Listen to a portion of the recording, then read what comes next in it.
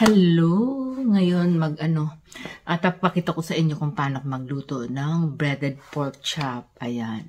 So, madali lang talaga siya. Panoorin niyo to. So, nalinis ko na siya. Alam niyo kung paano ko maglinis ng mga meats, no? Binababad ko lang siya sa solution ng suka and asin. Yeah. Salt and vinegar solution for 15 minutes. Then, after that, hugasan ko siya. Then, tsaka ko siya hugasan ay yung hihiwain or whatever gagawin mo. So, yan. Since ang pork chop, pag niluto mo siyang prito, usually bumabaluktot, diba? So, ang gagawin natin, hiwain natin ng gano'n. Ito usually ang namamaluktot. So, ang gagawin natin, ito yung buto. Hinihiwa ko yung ganyan. Parang sa yung sa pagtahi ng para hindi siya mahuluntoy. Ayan. So, ganito lang siya. Ganito lang gagawin sa lahat. So, ngayon haluan natin ng lemon. Ayan.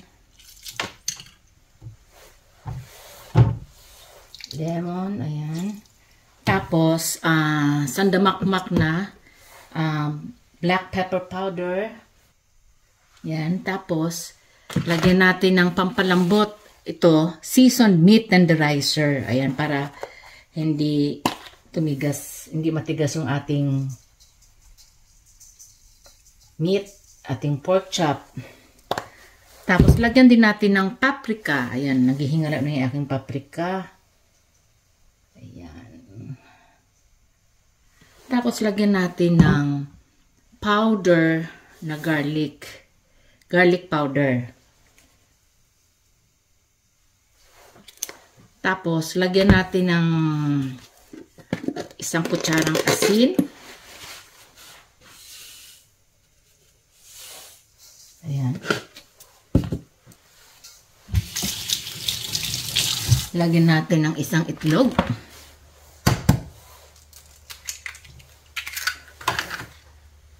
Tapos, syempre siguraduhin mong maghugas ng kamay. Ayan. I don't wear gloves, guys, kasi sabi nila, yung plastic na dyan sa mga mas malinis pa na hugasan mo yung kamay mo, then mix it. Diba? I don't know, yung mga chef na nakikita ko sa pinapanood ko, hindi naman gumagamit ng ng gloves. Minsan, ang channel ko pa is homemade cooking made easy. Ayan, may nag-comment sa akin, why daw hindi ako gumagamit ng gloves. Mas malinis pa yung kamay kaysa gloves.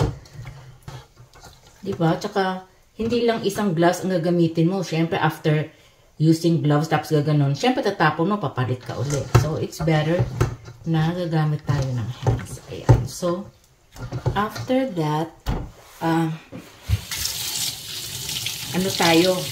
maglagay tayo ng isang cup na all-purpose flour.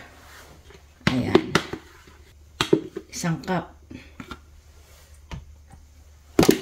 Then, syempre haluin ko para may lasa. Masarap kasi itong may yung crispy fry, yung ginagamit sa chicken. Yung may timpla na siya. So, haluin din natin.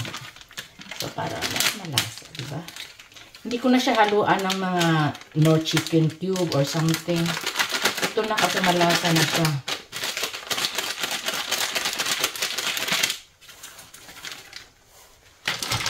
Then, hahaluin natin. Hugas uli.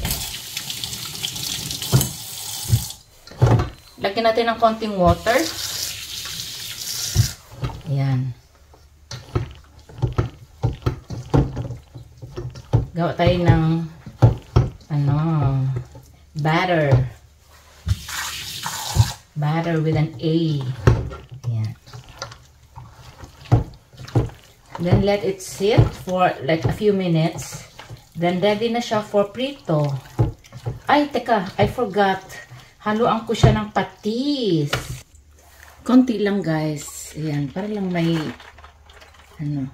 Tapos kung gusto mong lagyan ng maanghang, chili. Ayan, pwede rin. Lagyan natin ng manghang. Ayan, ito na yung cayenne pepper. Cayenne. So, lagyan natin ng konti para may kick. You can choose naman din yung mga chili-chili na gusto nyo, yung fresh.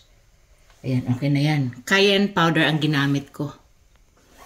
Then, halo-halo ulit.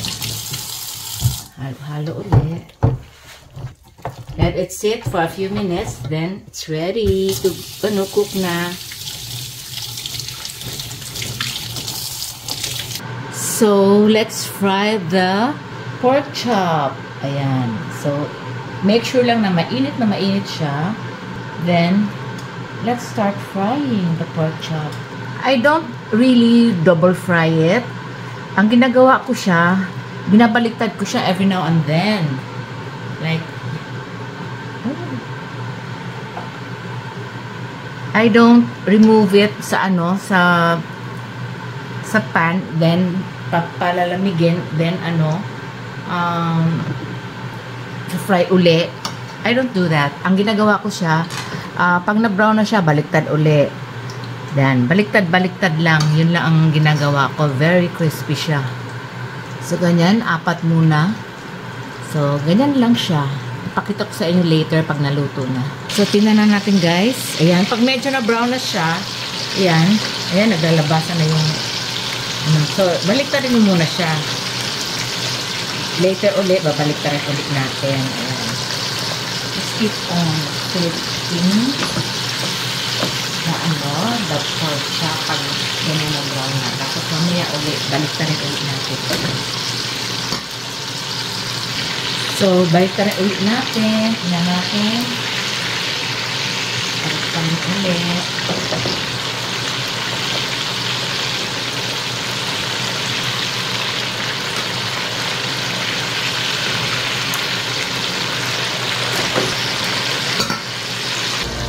So, luto na yung iba, guys. Ito na.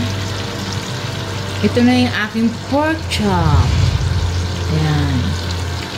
Kaya na makakapal na klaseng pork chop siya. Kasi dito sa, sa US, ang lalaki na kanilang hiwa ng pork chop. Tsaka makakapal. Hindi katulad sa atin na manipis. So, thank you for watching.